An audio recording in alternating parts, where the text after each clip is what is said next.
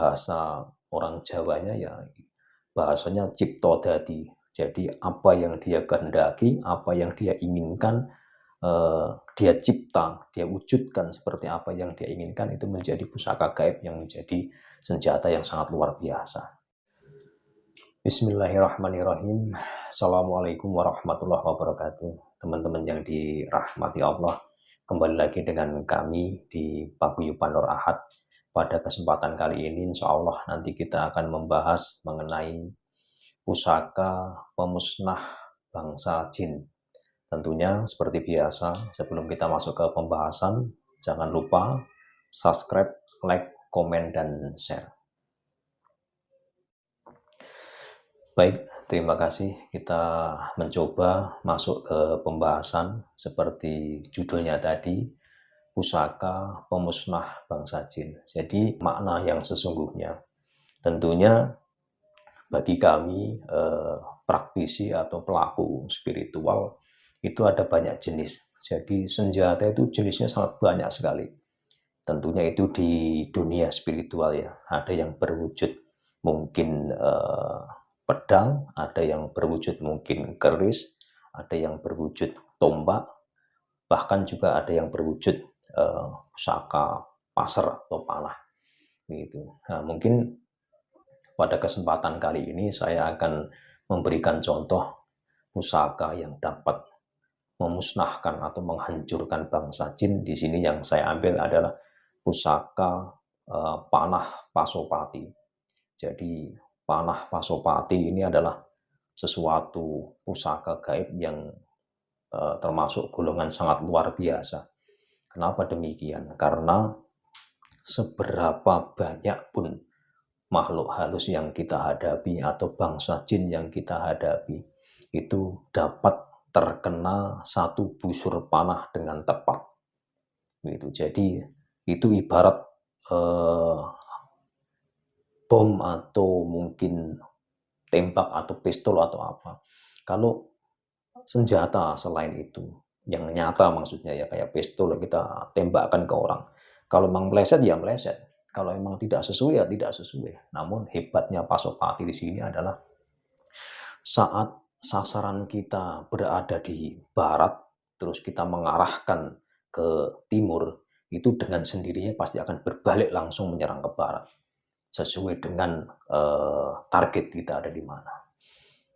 Saat juga target kita ada di timur, saat kita arahkan Pasopati tadi ke atas atau ke langit, itu dengan sendirinya setelah lepas dari gendewanya, dari pemajunya, dia akan langsung ke timur menyerang tujuannya. Seperti itu. Hebatnya lagi apabila di depan kita tentunya, atau di tempat yang jauh, itu ada 1000 bahkan lebih bangsa jin yang menyerang kita. Kalau kita menggunakan Pasopati dasarnya cuma satu, jadi panahnya cuma satu. Namun saat kita lepaskan dari gendewanya tadi, saat sudah lepas, anak panah tadi bisa memecah diri menjadi sejumlah target sasaran. Jadi mau targetnya 1000, mau 2000, bahkan 10.000 atau berapapun itu panah bisa memecah menjadi sejumlah target sasaran. Itu yang sangat luar biasa. Dan itu pasti tepat, tidak akan mungkin meleset. Itu yang sangat luar biasa. Namun demikian, yaitu bagi pelaku spiritual yang mendalami atau orang yang memang betul mencapai level tertentu. Karena memang tidak semua praktisi spiritual itu mempunyai senjata gaib. Khususnya ya yang berwujud yang seperti itu tadi. Ada juga yang mungkin hanya menggunakan tenaga saja untuk protek ataupun untuk pertahanan atau untuk menyerang seperti itu. Namun kalau memang dia sudah mencapai level yang tinggi, dia mempunyai hal yang demikian, itu biasanya ke depannya setelah dia punya itu bahkan malah tidak menggunakan itu, dalam artian tidak dibutuhkan, bukan seperti itu. Namun saat dia sudah mencapai level yang lebih tinggi, dia mampu menciptakan pusakanya sendiri. Dia mampu menciptakan pusaka yang sesuai yang dia harapkan. Nah, ini yang lebih lebih bahaya lagi, karena akhirnya bahasa orang Jawanya ya bahasanya cipto dadi. Jadi apa yang dia kehendaki, apa yang dia inginkan, dia cipta, dia wujudkan seperti apa yang dia inginkan, itu menjadi pusaka gaib yang menjadi senjata yang sangat luar biasa. Ya, jadi tidak membutuhkan lagi pusaka yang memang dasarnya pusaka, namun dari energi spiritualnya dia bisa ciptakan pusaka sesuai kebutuhannya. Seperti itu. Kalau masalah untuk pemakaian, tentunya ya hal-hal yang demikian itu bisa diwujudkan ataupun bisa dibuktikan itu diketahui adalah sesama pelaku spiritual. Namun efeknya kalau memang betul-betul itu digunakan, tentunya ya sudah terjadi hal yang tidak baik. Minimal pasti muntah darah lawannya. Karena untuk menggunakan pusaka Pasopati atau mungkin pusaka yang lainnya itu tidak hanya diarahkan kepada bangsa jin atau bangsa halus. Itu bisa juga kita gunakan untuk menyasar, mengarah mungkin praktisi spiritual yang tidak benar, yang tidak lurus di jalan Allah, tidak lurus sesuai dengan akidah kebenaran. Itu bisa kita gunakan untuk menghancurkan hal-hal yang demikian. Namun kayak saya pribadi kalau tidak terdesak, dan insya Allah tidak akan terdesak gitu, saya tidak akan menggunakan itu karena memang efeknya sangat luar biasa. Ya, pertanggungjawabannya nanti tentunya yang sangat berat. Mungkin seperti itu gambarannya. Mungkin dari saya seperti itu. Mungkin ada pertanyaan. Kalau jenis pusaka yang berwujud itu apa bisa juga buat hancurin bangsa jin, Mas? Tentunya sesuai dengan apa yang saya sampaikan, sesuai dengan judulnya tadi, pusaka yang berwujud tentunya berwujud pusaka dalam kategori ini spiritual ya. Jadi pusaka yang berwujud, namun wujudnya adalah wujud spiritual, wujud yang tidak kasat mata. Tentunya memang awalnya diperuntukkan untuk itu. Jadi untuk menghalau, untuk melawan, bahkan untuk menghancurkan bangsa jin. Memang fungsinya untuk itu. Namun kalau dibutuhkan atau diperlukan dalam kondisi tertentu, kita pergunakan untuk menghancurkan orang yang mempunyai kekuatan batin spiritual yang tidak baik, itu dapat kita gunakan. Karena memang ada energi yang tidak baik di dalam dirinya. Ibaratnya itu pemicunya. Jadi kita bisa gunakan untuk menghancurkan itu. Namun efeknya itu tadi, itu sangat berbahaya. Karena minimal ya pasti muntah darah. Muntah darah di sini kelanjutannya akan seperti apa ya kita Allahu alam, kita tidak tahu. Tergantung daya tahan daripada si pelaku spiritual tadi.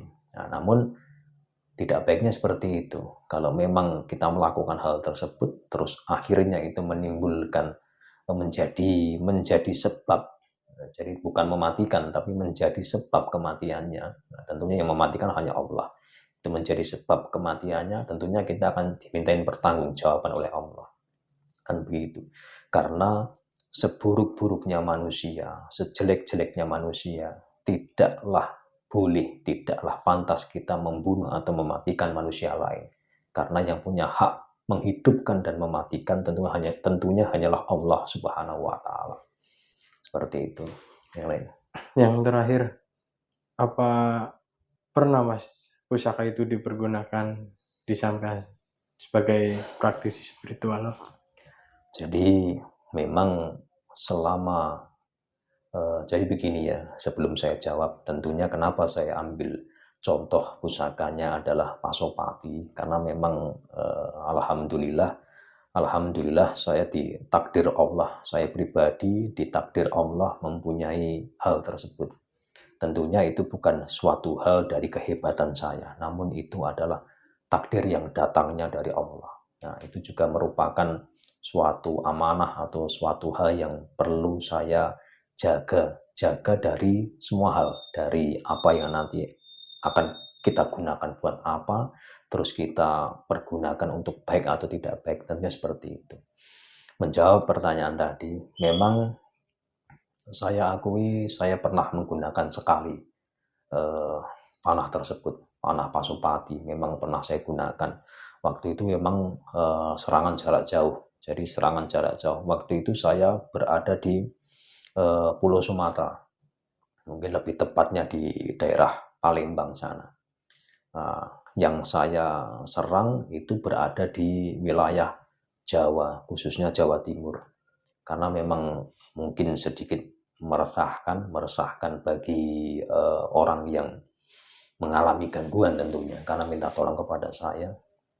Ya tentunya niat awalnya hanya untuk memberi peringatan supaya tidak dilanjutkan, karena begitu juga dengan panah Pasopati tadi. Kalau memang kondisinya spiritual yang kita serang bagus, kita mengenai dia, ya kalaupun dia muntah darah seperti saya yang sampaikan tadi, dan dia tidak mati atau tidak meninggal, itu Pasopati yang mengenai dia, itu energinya tidak akan 100% hilang. Walaupun Pasopati yang sudah saya lepaskan saat mengenai target sasarannya apapun itu, setelah mengenai, dia akan kembali lagi ke saya. Dia akan kembali lagi ke saya, terus tentunya akan saya sucikan, saya bersihkan, baru saya simpan. Ya, tentunya nyimpannya di mana, yaitu perkara hal yang gaib. Kan begitu. Namun setelah kembali itu ada energi yang tertinggal di dalam diri manusianya kalau kita nyerang manusia. Kan gitu. Kalau bangsa halus otomatis langsung lebur, langsung hancur. Namun kalau manusia kan yang dirusak energi spiritualnya.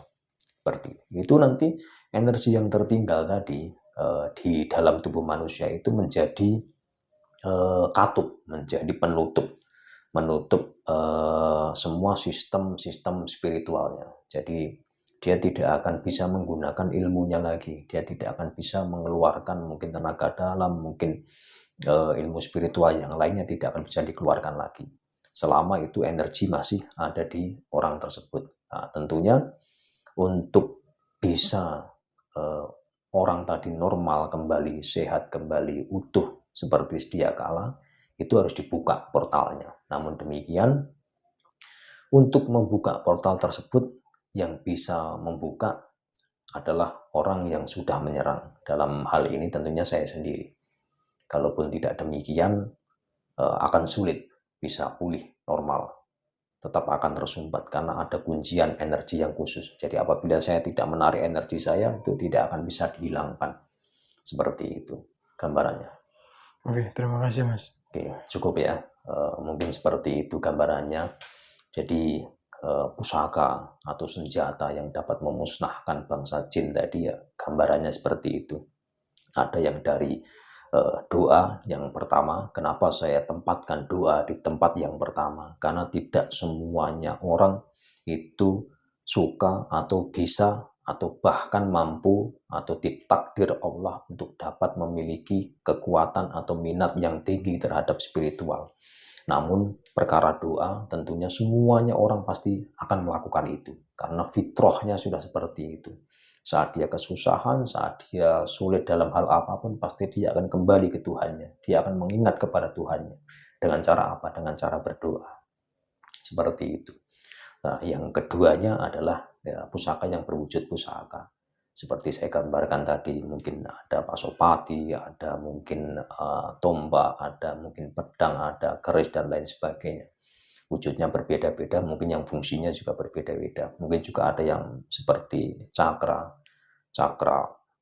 sudarsana, cakra manggilingan, cakra bagaskara, dan lain sebagainya. Banyak hal seperti itu.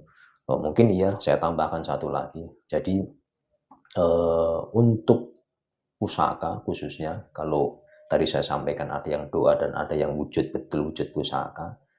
Untuk memusnahkan bangsa jin itu sebetulnya masih ada satu lagi selain pusaka, yaitu adalah energi inti spiritual ataupun bisa dikategorikan kami sebut tenaga gaib.